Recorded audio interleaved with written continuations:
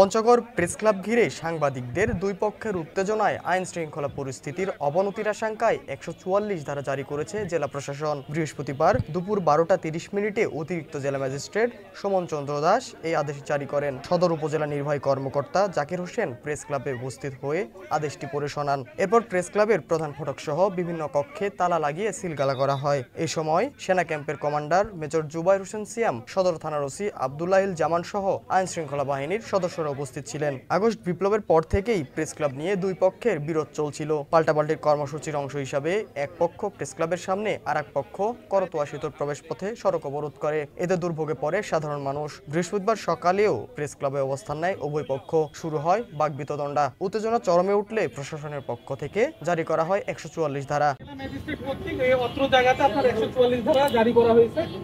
যেহেতু আপনার আইন শৃঙ্খলা পরিস্থিতির অবনতি হওয়ার সম্ভাবনা রয়েছে, এই প্রেক্ষিতে আপনার এখানে ১৪৪ ধারা জারি করা হয়েছে। আপনারা এখানে যারা আছেন, আপনারা দয়া করে আপনারা সবাই বের হলে আমরা আপনার এই জায়গাটাতে আপনার সিলগালা করি। স্যারের ওখানে যান, যে আপনারা কথা বলে আপনারা সমঝোতা করার পরে যেহেতু ১৪৪ ধারা আপনার পরবর্তী নির্দেশনা না দেওয়া পর্যন্ত জারি করা হয়েছে, তা আপনাদের বলবৎ থাকবে। আপনাদের ডি স্যারের সাথে কথা বলার, দুই পক্ষ কথা বলার পরে আপনাদের সিদ্ধান্ত আসলে জেলা প্রশাসক জানালে আপনার ১৪৪ ধারা জারি উঠে যাবে, আর আপনার তখন এটা খোলা হবে। ১৪৪ ধারা কার্যকরে প্রেস ক্লাব এলাকায় মোতায়েন করা হয়েছে পুলিশ ও সেনাবাহিনী। জরুরি সেবা প্রতিষ্ঠান যেমন অ্যাম্বুলেন্স, চিকিৎসক বা ফায়ার সার্ভিসের উপর এই নিষেধাজ্ঞা প্রযোজ্য নয়। পঞ্চগড় প্রতিনিধি আবু সালেহ মোহাম্মদ রায়হানের তথ্য ভিডিওচিত্রে লিজান আহমেদ প্রান্ত, সকালের বাণী।